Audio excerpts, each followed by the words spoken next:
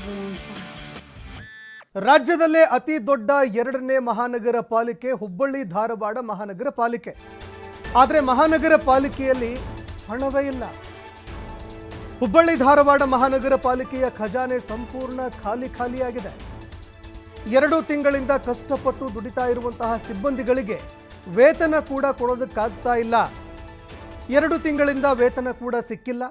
ಕಸ ಸಂಗ್ರಹ ಮಾಡುವಂತಹ ಆಟೋ ಟಿಪ್ಪರ್ ಚಾಲಕರಿಗೆ ವೇತನವೇ ಕೊಟ್ಟಿಲ್ಲ. ಇನ್ನು ವೇತನವನ್ನ ಕೊಡದೆ ಚಾಲಕರನ್ನ ಆರ್ಥಿಕ ಸಂಕಷ್ಟಕ್ಕೆ ನೂಕಿದೆ ಪಾಲಿಕೆ ಅನ್ನುವಂಥದ್ದು ಕೂಡ ಗೊತ್ತಾಗ್ತಾ ಇದೆ. ಕಳೆದ 2 ತಿಂಗಳಿಂದ ವೇತನ ಇಲ್ಲದೆ, ಸಂಬಳನೇ ಇಲ್ಲದೆ ಅವರು ಕೆಲಸ ಮಾಡ್ತಾ ಇದ್ದಾರೆ. ಅಂದರೆ ಎಷ್ಟರ ಮಟ್ಟಿಗೆ ಆ ಒಂದು ಸಂಕಷ್ಟದಲ್ಲಿ ದಿನ ದೂಡ್ತಾ ಇದ್ದಾರೆ, ಜೀವನ ನಡೆಸ್ತಾ ಇದ್ದಾರೆ ಅನ್ನುವಂಥದ್ದು ಗೊತ್ತಾಗುತ್ತೆ. ಹೀಗಾಗಿ ಅಕ್ಟೋಬರ್ 7ರಿಂದ ಕಸ ಸಂಗ್ರಹ ಬಿಟ್ಟು ಮುಷ್ಕರ ಮಾಡೋದಕ್ಕೆ ಅಂತ ನಿರ್ಧಾರ ಕೂಡ ಮಾಡಿದ್ದಾರೆ. ಸಂಬಳನೇ ಕೊಡೋದಿಲ್ವಾ? ಆಯಿತು, ನಾವು ಕಸ ಸಂಗ್ರಹಣೆನೇ ಮಾಡೋದಿಲ್ಲ, ಅದು ಹೇಗೆ ನಿರ್ವಹಣೆ ಮಾಡ್ತಿರೋ ಮಾಡಿ ಅಂತ ಇದೀಗ ನಿರ್ಧಾರ ಮಾಡಿದ್ದಾರೆ. ಅಕ್ಟೋಬರ್ 7ರಿಂದ ಕಸ ಸಂಗ್ರಹಣೆ ಬಿಟ್ಟು ಮುಷ್ಕರ ಮಾಡೋದಕ್ಕೆ ಅಂತ ನಿರ್ಧಾರ ಮಾಡಿದ್ದಾರೆ. ಇದಕ್ಕೆ ಸಂಬಂಧಪಟ್ಟಂತೆ ಪಾಲಿಕೆ ಮೇಯರ್ಗೂ ಕೂಡ ಎಚ್ಚರಿಕೆ ಕೊಟ್ಟಿದ್ದಾರೆ.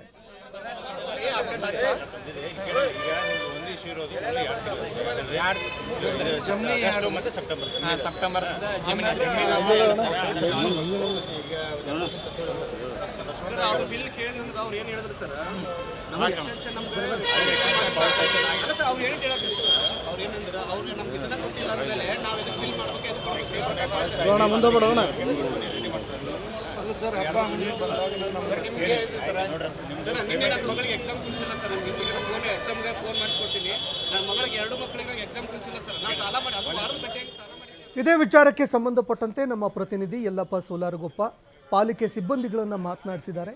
ಏನು ಹೇಳ್ತಾರೆ ಕೇಳಿ. ಹುಬ್ಬಳ್ಳಿ ಧಾರವಾಡ ಮಹಾನಗರ ಪಾಲಿಕೆಗೆ ಅದ್ಯಾವುದೋ ಗ್ರಹಣ ಹಿಡಿದೆಯೋ ಗೊತ್ತಿಲ್ಲ, ಒಂದಿಲ್ಲ ಒಂದು ಸಮಸ್ಯೆಯಲ್ಲಿ ಇವತ್ತು ಮಹಾನಗರ ಪಾಲಿಕೆ ಸಿಲುಕಿಕೊಳ್ಳುತ್ತಲೇ ಇದೆ.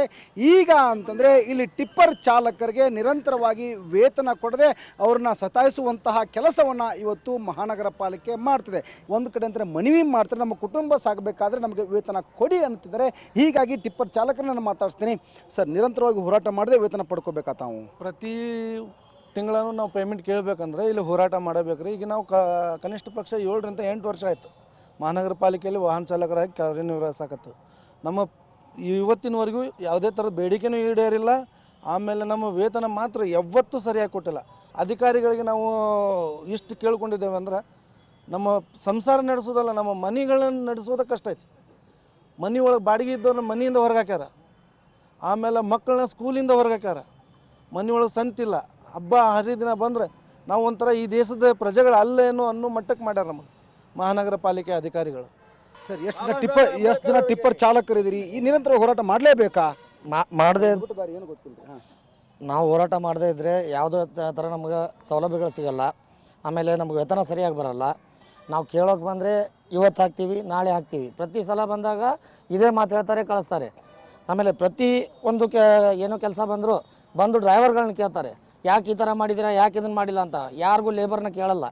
ನಾವು ವೇತನ ಕೇಳೋಕೆ ಬಂದರೆ ನಾವು ಬೇಕಾಗಿಲ್ಲ, ಕೆಲಸ ಮಾಡೋಕೆ ನಾವು ಬೇಕು. ಇದೆಲ್ಲ ನಮ್ಗೆ ಆಗ್ತಾ ಇರೋ ಒಂದು ಇದನ್ನು ದುಃಖ. Thank you sir. ಸರ್, ಪ್ರತಿ ತಿಂಗಳು ನಿಮ್ಗೆ ಯಾಕಂತಂದರೆ ಪೇಮೆಂಟ್ಗಾಗಿ ವೇತನ ಪ್ರೊಟೆಸ್ಟ್ ಮಾಡಲೇಬೇಕು, ವೇತನ ಪಡೆಯಲೇಬೇಕು, ಹೇಗೆ ಹಿಂಗಾದ್ರೆ ಅಂತ? ಸರ್, ಪ್ರತಿ ತಿಂಗಳು ನಾವು ಪೇಮೆಂಟ್ ಸ್ಯಾಲ್ರಿ ಸಲುವಾಗಿ ಬರ್ಬೇಕಂದ್ರೆ ಪ್ರತಿ ತಿಂಗಳೂ ಬರಬೇಕು.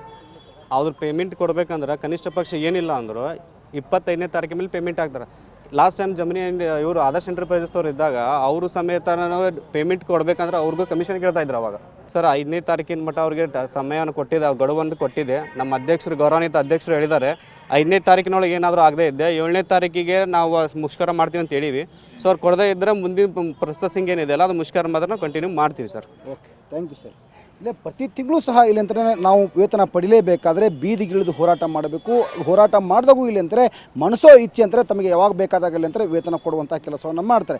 ಹೀಗಾಗಿ ನಮ್ಮ ಮಹಾನಗರ ಪಾಲಿಕೆಗೆ ಇದೇ 7ರವರೆಗೆ ಇಲ್ಲಿಂದ ಒಂದು ಗಡುವನ್ನು ಕೊಟ್ಟಿದ್ದೀವಿ. ಆ ಗಡುವಿನೊಳಗೆ ಇಲ್ಲಿ ಅಂತಾರೆ ನಮಗೆ ವೇತನ ಮತ್ತು ವಿವಿಧ ರೀತಿಯ ಬೇಡಿಕೆಗಳನ್ನು ಈಡೇರಿಸದೆ ಹೋದರೆ ನಾವು ವಾಹನಗಳನ್ನು ನಿಲ್ಲಿಸಿ ಇಲ್ಲಿ ಅಂತಾರೆ ಪ್ರತಿಭಟನೆಗೆ ಹೋಗ್ತೀವಿ. ಹೇಗೆ ಇವರು ಕಸ ಸಾಗಿಸ್ತಾರೆ ನೋಡೇ ಬಿಡೋಣ ಅಂತೇಳಿ ಗುತ್ತಿಗೆ ಆಧಾರದ ಮೇಲೆ ಇರುವಂಥ ಚಾಲಕರು ಮಾತಾಡ್ತಾರೆ. ಆದರೆ ಮಹಾನಗರ ಪಾಲಿಕೆ ಎಚ್ಚೆತ್ತುಕೊಳ್ಬೇಕಾಗಿದೆ. ಈ ಏನು ಗುತ್ತಿಗೆದಾರರ ಮೇಲೆ ಕೆಲಸ ಮಾಡುವಂತಹ ಚಾಲಕರಿಗೆ ಸರಿಯಾದ ರೀತಿಯಲ್ಲಿ ವೇತನ ಕೊಟ್ಟು ಅವರ ಕುಟುಂಬ ನಿರ್ವಹಣೆಗೆ ಇಲ್ಲಿ ಅಂದರೆ ಅವಕಾಶವನ್ನು ಮಾಡಿಕೊಡಬೇಕಾಗಿದೆ. ಕ್ಯಾಮ್ರಾ ಪರ್ಸನ್ ಬರ್ ಜೊತೆ ಯಲ್ಲಪ್ಪ ಸೋಲಾರಗೊಪ್ಪ, TV5 ಹುಬ್ಬಳ್ಳಿ.